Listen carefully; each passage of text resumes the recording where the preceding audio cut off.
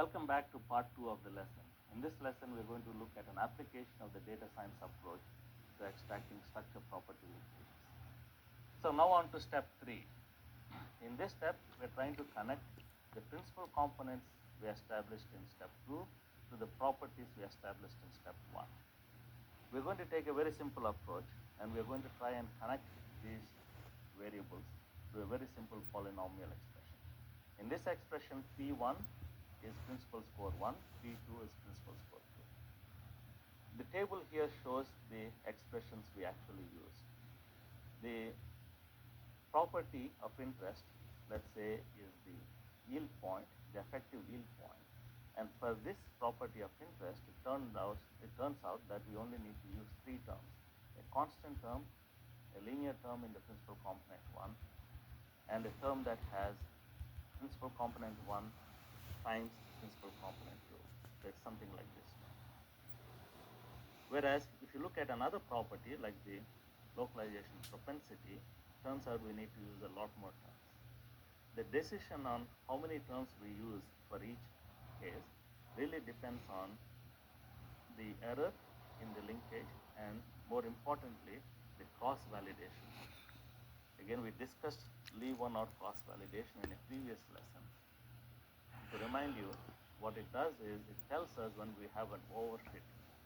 In other words, if we use too many terms here, you'll always get a lower error, but sometimes there is a danger that we actually get much higher leave one out cross validation, which basically essentially tells you that we overfit.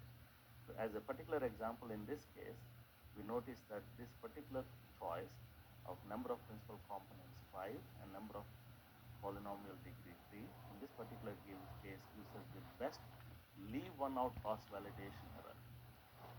In general, as the number of components and the polynomial degree go up, the error always goes down. So you always want to get as many as you want. But in this case, you can see that with 5 principal components, if I choose a 4th order polynomial instead of a 3rd order polynomial, the leave one out cross validation error goes up. That means that the model now is very sensitive to the data, and we want to avoid that. So that's how we make the decision on which terms to keep and which terms to remove. And this table now describes the models we established using the data science approach. Now let the predictions from the simple model to the actual original data, which came from the finite element results.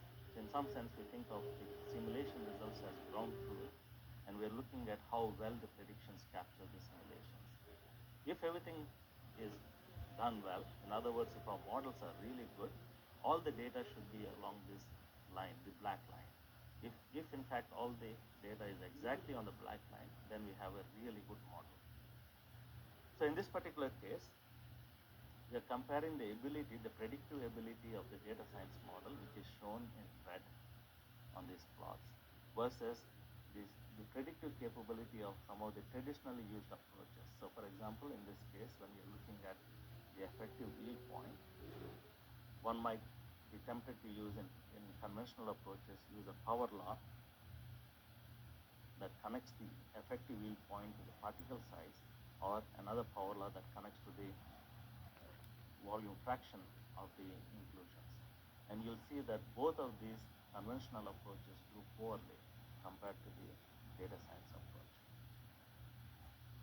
On the other hand, if you look at the localization propensity as a property, you'll notice that both the data science method and this volume fraction approach, power law using volume fraction, do a pretty decent job. Only the power law based on particle size does not do a good job. Now here are 2 more properties we capture using the same approach, and once again you'll notice that the data science approach consistently does a much better job at capturing the structure property linkage. And the real advantage or the benefit of using the data science approach is it's pretty much the same approach no matter what property we are interested in and no matter what physical phenomena, material phenomena we are interested in. So in some sense, we can template the this entire process and we can automate it. As a summary for this class, the main steps involved in the data science approach were demonstrated and validated using a simple case of non-metallic inclusion steel composite system. We noticed that the data science approach provided a practical tool to extract robust and reliable structure property linkages of interest. The data science approach can also be generalized to a very broad range of applications. As I said, it can be templated and used in multi-scale materials modeling and design. Thank you.